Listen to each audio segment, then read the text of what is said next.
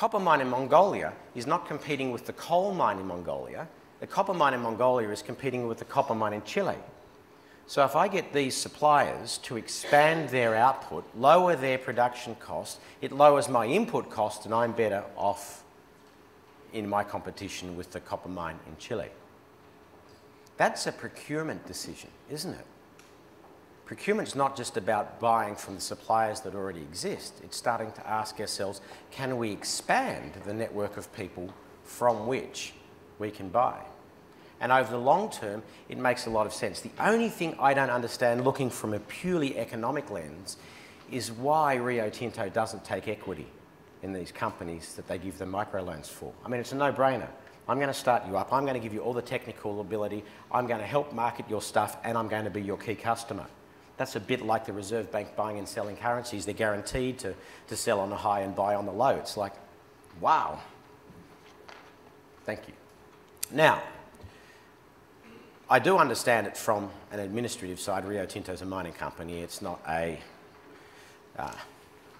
small loan, small bank starter business. Maybe we can start one in that. But the question is, for your businesses, how can you help facilitate in different areas you're operating the expansion of the market from which you can pull your supplies, and in the same time have a really good positive impact on the local community? 21% of the adult employment in the South Gobi region is due to Rio Tinto directly or indirectly. If Rio Tinto understands the power of that from a political sense, what a mechanism that is for lowering the community risk and therefore improving the value of the asset on the balance sheet. Now, is that social procurement, or is that just procurement done smart? I mean, since when is social procurement really something special as opposed to just procurement done smart? Isn't social procurement opening the procurement lens, seeing how our operations impact on all of business, including risk, including reputation, including all of the other things, and suddenly social procurement becomes just smart procurement? Many of you here will either be members of or have heard of Supply Nation. Hands up if you have. I mean, what a great idea. Working with local communities, Indigenous communities, to expand their ability to produce product. The fire-breathing, left-wing, feminist, Aboriginal activist Marsha Langton, who by the way is a friend of mine, so I can say this about her and she laughs when I do, says the only decent thing that's happened to Indigenous Australian youth since the European Foundation of Australia has been Rio Tinto. Because Rio Tinto has worked with the people to understand it's in the company's interest and in the community interest to help health, help education, and improve the second generation workforce and help create the suppliers necessary for the mine. Interesting. So whose job is it anyway? Whose job is it to think about all of this broad impact of the corporate footprint, of the supply chain and of the customer chain? One of the great dangers of corporate social responsibility, as I see it, is if you create a corporate social responsibility section, it then goes off here, and it's somebody else's job to do the good stuff. It's someone else's job to be fluffy. It's not my job to be fluffy. I find it interesting that the leading resource companies are now starting to unwind all of their foundations because they recognise that we're much better off if we bring everything internal and say to all external decision makers that you need to understand our supply and customer chain and adjust our footprint in a way that creates shared value, that is, value that wouldn't have previously existed that we then share between community and the company. It's not taking existing profit and giving it away, it's creating new value that otherwise would not have been there and sharing it between the people who are contributing to it. So actually, social responsibility, branding, the image of the company is your responsibility. Let me put it in a very different context. When I was working for the International Committee for the Red Cross back in the 1990s in places like Bosnia, Rwanda, Kosovo, etc., our main security was our personal comportment. There was a piece of data. You're not going to find many more risky professions than going into war zones as an aid worker and negotiating with arms carriers about access guarantees. You're just not. Someone goes in and tells the bloke with the gun, because it's almost always male, please don't shoot me. Now, if he doesn't agree with you, he shoots you. 50% of deaths and injuries to aid workers in these really hazardous environments, 50% of deaths and injuries are related to car accidents. There's something weird about people when they go to another country, they think they're bulletproof and don't put on a seatbelt. Simple as that. Lack of seatbelts. Of the non-car accident related deaths and injuries, 97% were directly targeted small arms fire. Not getting caught in the crossfire, not being in the wrong place at the wrong time, not being blown up by a bomb, someone pointing a pistol or a rifle at you intending to kill you. And the reasons almost always boil down to one of three: banditry, war on terror issues, but the most common, comportment. You did something that pissed someone else off enough that they would shoot you. And I have lost some friends that way. Let me now put that in your context. You are an external-facing organ of the business. The people who drive sales, the people who drive procurement, and the people who drive human resources are the three most powerful external-facing forces in a business.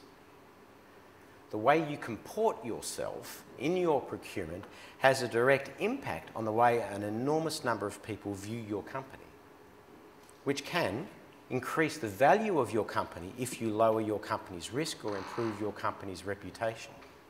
So working with local communities in whatever developing context, Melbourne, Sydney, Bujumbura, will have an impact on the way your company is perceived and the ability and the freedom by which your company can operate.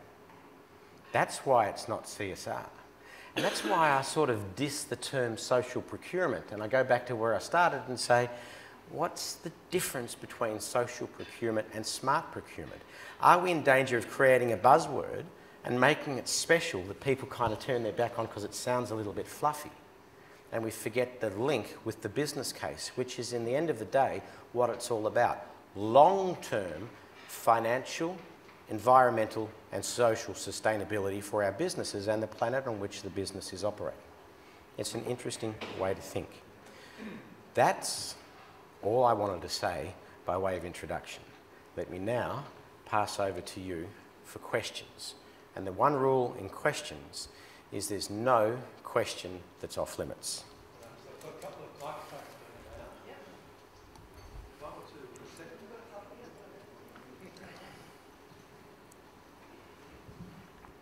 Julie and Andrew Ron Brown from MMG. Question for you for short-term, long-term thinking. The examples of Rio are real. Are you seeing that a lot of big organisations are on a very short time frame in thinking, i.e. the next quarter, the next year? Yep. And I guess that's the dilemma a lot of procurement professionals see. You see the 20-year payback versus the 1-year payback. Any comments on that? Yeah, it is an ongoing challenge we have as senior managers to make sure that we do have an eye on both the long-term and the short-term thinking. I think there is a growing move now amongst particularly the UN Global Compact Lead 50 companies to push back against quarterly reporting. And there really is a big difference between the profit and loss approach and the value approach to business. And I think it really is in the role of senior managers to make that case, both the staff and the financial markets, about what you're on about. There is a link to that, by the way, which is a link to remuneration. We haven't really cracked the nut on how we give long-term rewards in our senior executive remuneration. Even our long-term incentive plans are usually 1 or 2 years.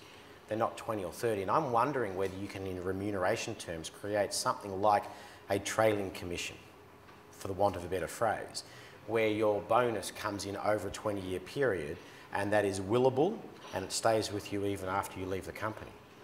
Wouldn't that be an interesting thing if 0.1% of my long-term bonus goes through the next 25 years and is transferable and remains with me? I don't know if that would work or not, but it would be an interesting shift in dynamic. More questions? Yep.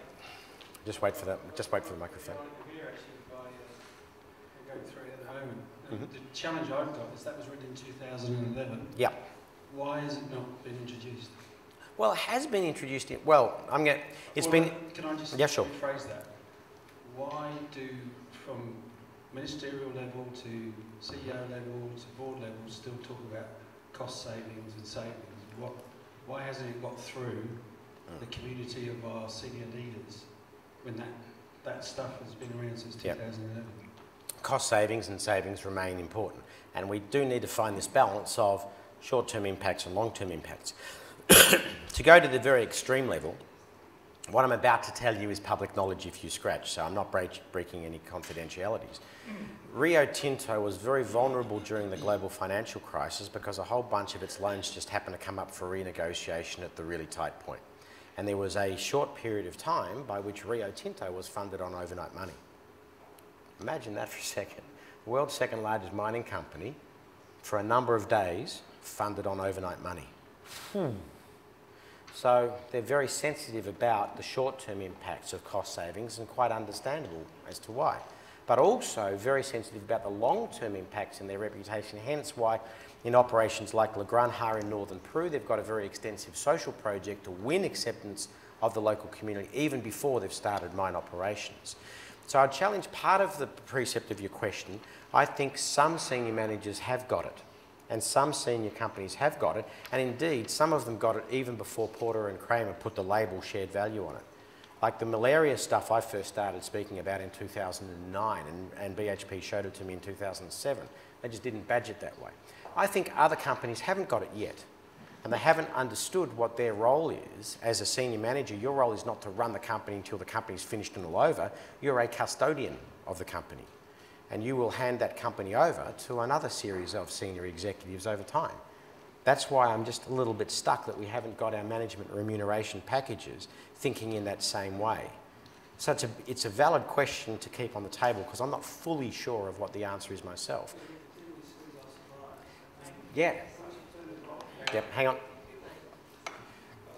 So we continually squeeze our suppliers, and I have an analogy that if you keep squeezing blood out of a stone, what happens if you keep squeezing that stone? The stone crushes and turns to powder. And your hand starts to bleed. That's right. Right, so all that short-term thing causes long-term impact. Yeah, short-term gain, long-term gain. And it's a really hard balance. And I would say, as the senior procurement people in your companies, you need to put those issues on the table as well and say, yeah, we could screw these people to the wall and get a really cheap contract now, but what happens if we actually put them out of business? What happens to our competitiveness if we have fewer suppliers to choose from? It's actually in your interest to ensure the long-term viability of your favoured suppliers too. And it is a very different long-term, short-term question, which you as senior managers have the responsibility of putting on the table and push back to the CEO at times and say, we could, you are right, we could screw these people to the wall, but here is the long-term consequence.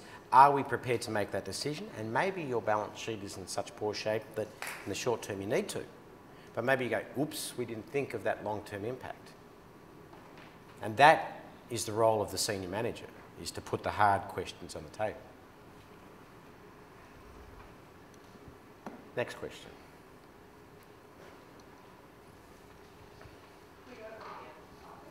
Tarkin Coman from Victorian Government Department of Treasury and Finance.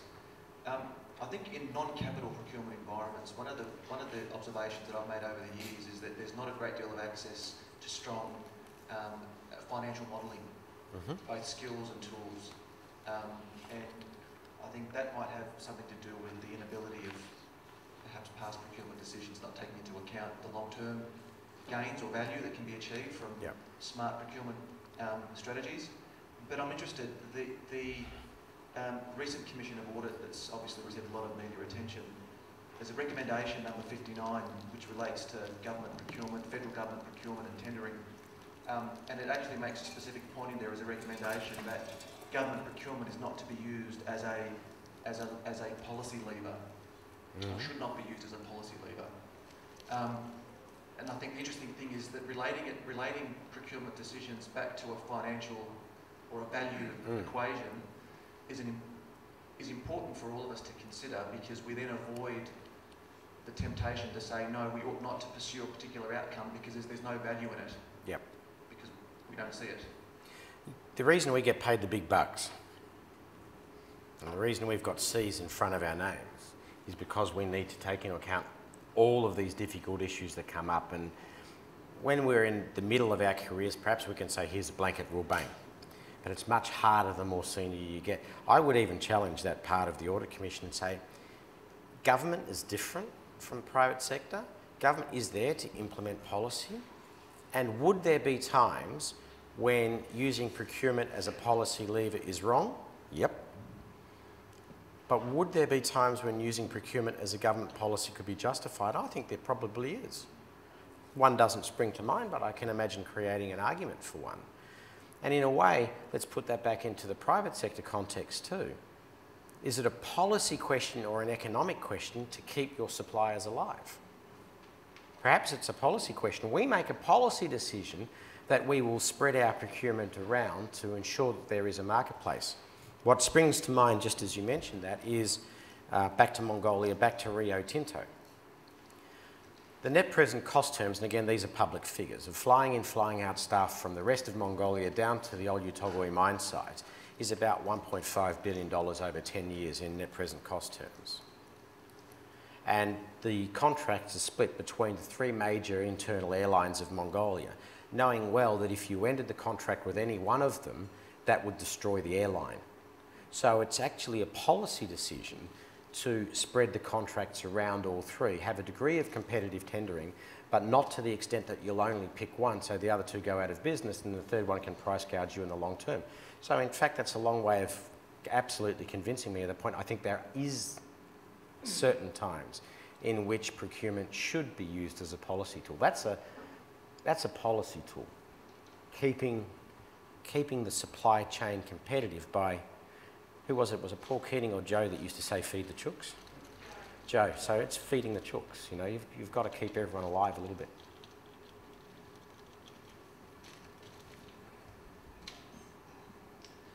I'm wondering if you have any thoughts on the other benefit, which again plays to the whole shared value piece, which is the internal employee value proposition. We had a Future Leaders Forum here a couple of days ago where social value, shared value was definitely a theme and a strong topic of interest for the emerging generation. You got some comments on that? Absolutely. I have another stump speech, and if I had the slide, I'd bring it up. I believe there is a three-way global convergence point happening today. And the three-way global convergence point is this. Number one, a growing awareness of the inefficiency and ineffectiveness of the non-for-profit sector, particularly in the developing world. If you doubt that, how many billions of dollars have we put into the Democratic Republic of Congo over the last 50 years, and Congo is still poor? What was Einstein's definition of insanity? Doing the same thing over and over again, expecting a different result. That is foreign aid in the Democratic Republic of Congo. There are other places that have worked, but that one certainly hasn't. So there's a growing awareness that we need to be more efficient and effective and measure outcomes, not processes, in the non-for-profit world. By the way, anyone here volunteer for a non-for-profit or sit on the board of a non-for-profit organisation? Right.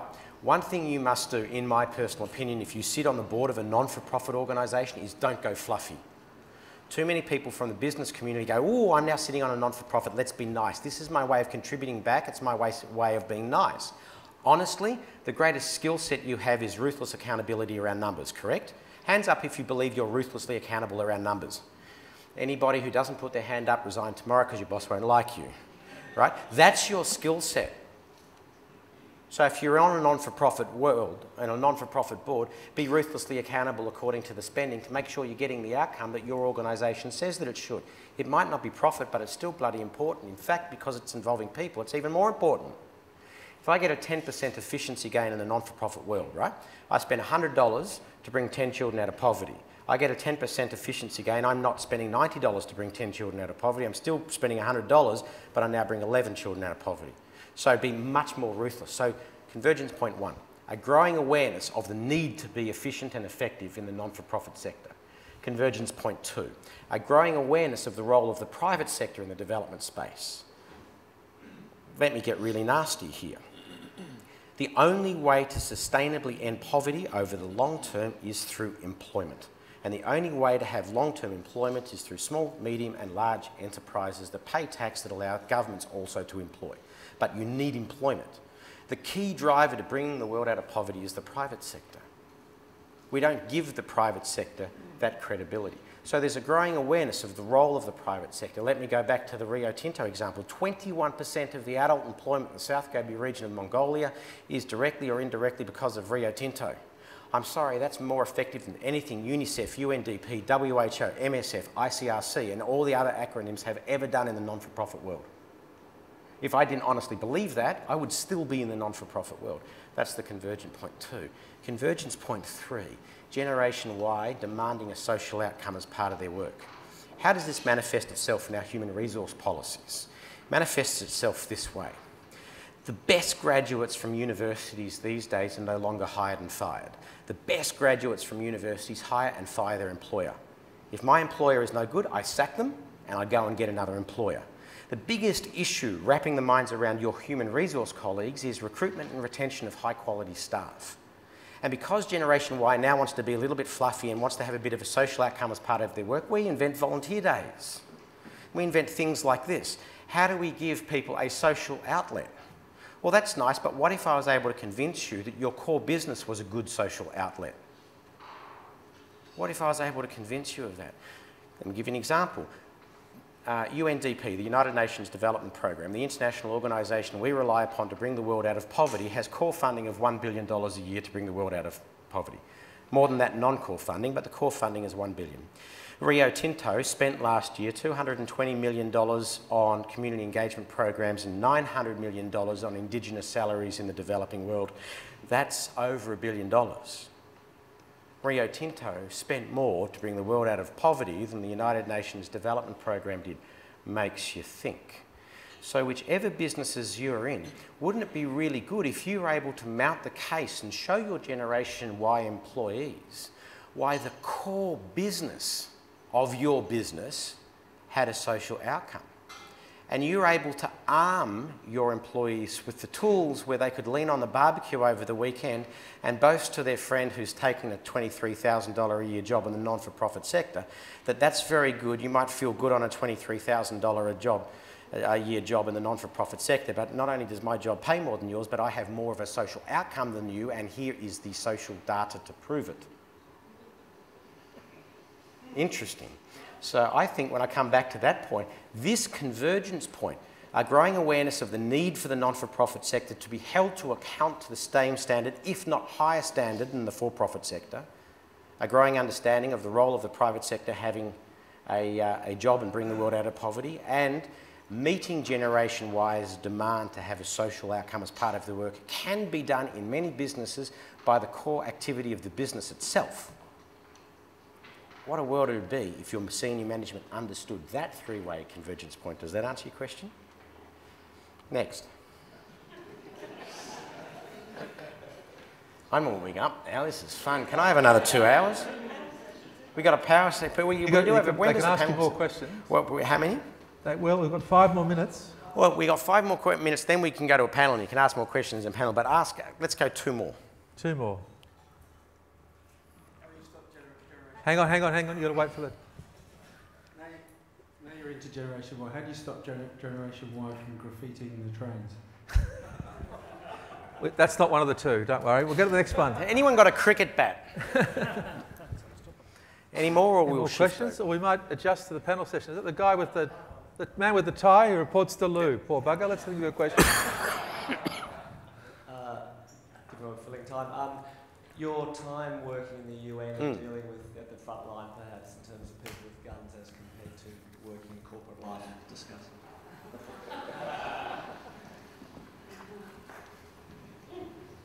I don't like you. Very different, if I can say that. The danger money with Rio Tinto working for Mongolia was kind of a laugh when I didn't get it working in Bosnia for the Red Cross. I actually do firmly believe that in a developmental context you get better outcome in the private sector. Now I'm being very careful. In the world of in the world of overseas aid, there's humanitarian aid and there's development aid. It's often mixed. Humanitarian aid is immediately during the conflict or immediately a natural disaster hits, it's the tents, it's the water, it's the food that comes in.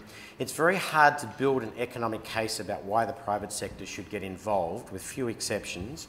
Philippines is a really interesting exception, by the way. the world's most natural disaster-prone country. Anyone here work for a company that has a footprint in Philippines? Right, 22 typhoons, a couple of earthquakes and a couple of floods every year.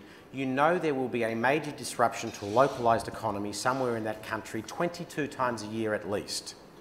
So they created a thing called the Private Sector Disaster Management Network, and they've figured out there is a business case for a rapid response for the private sector to come in and restart the localised economy. Works really well, but you need an environment like that where you can make the business case. But other than something like Philippines, it's hard to create a business case about private sector involvement in immediate humanitarian assistance other than philanthropy. In the developmental context, that is long-term building of economies, it's very different.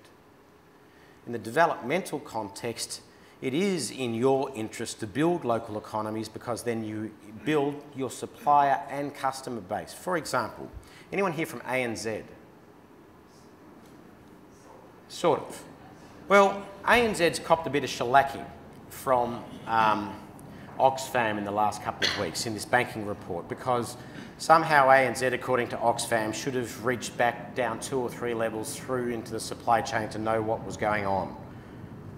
And maybe they're right, and maybe we need to put things in place to avoid that. But when's the last time Oxfam wrote a report to say the single largest empower of women and girls in the Pacific was ANZ? When's the last time they wrote a report saying the financial literacy training of ANZ is the single biggest empowering factor that's happened in many of these economies? Oh no, they will say that what ANZ is trying to do is expand their markets. Yeah. You mean empowering women and girls to take small business loans and mortgages, the stuff that we take for granted? Yeah. Well, you're only giving financial literacy training so they will pay it back. Yeah. And what's wrong with that? You mean walk into an economy, get an economy growing, get people building businesses and give them the training so that they can pay that money back, i.e. be profitable and employ more people? What's wrong with that? So one of the things I find frustrating in your discussion, you've given me a white sheet here, is I get really frustrated that some people actually forget what the focus on outcome is and all get hung up on process. The non-for-profit world is beautiful and everyone's trying hard, so let's clap. Well, did they or did they not succeed? I don't care how hard they're trying. I want to know, have they succeeded? Have they pulled the world out of poverty? Have you employed people? Let me ask you something. I'm going to go on a quick wander for 2 minutes and then wrap it back up into a panel. If you asked Rio Tinto, how much copper are you producing in the mine in Mongolia? A legitimate question to ask Rio Tinto. And they said, well, I dug a big hole. That's very nice, but how much copper have you produced? Oh, I bought a lot of big yellow trucks. They're big. That's nice, but how much copper have you produced? I moved a lot of dirt from the hole in the big yellow truck and made a new mountain. Yeah, that's nice, but how much copper have you produced? I don't know. You wouldn't invest in that company, would you? But go up to a child sponsorship agency. Average child sponsorship is $23 a month. It goes for 11.3 years. That's $3,118 per child. Legitimate question for us to ask. What have we got for that money? Oh, we hired teachers. That's nice, you dug a hole. We built schools. Oh, you bought yellow trucks. We dug wells. Oh, you moved the dirt in the trucks from the hole. But we've had 4 million children pass through child sponsorship since 1953, 1 million of them through World Vision alone. That's 3 coming up to 4 generations now. Very simple question. How many of them are currently in employment? I.e., have you sustainably broken their poverty? How many are in employment? Oh, we don't measure that. Interesting. So back to your financial ruthlessness. If you're on a non-for-profit, don't let the non-for-profit slip into the habit of being a process-measured organisation as opposed to an outcome-measured organisation. You're outcome measuring people. Let's change the way we measure some of these outcomes, understand this 3-way convergence point, then we can have better acceptance of our corporations in the communities in which we're operating, improve the net present value of our assets, inspire Generation Y and lower our retention and recruitment costs. Say that to your CEO at bonus time. Thank you.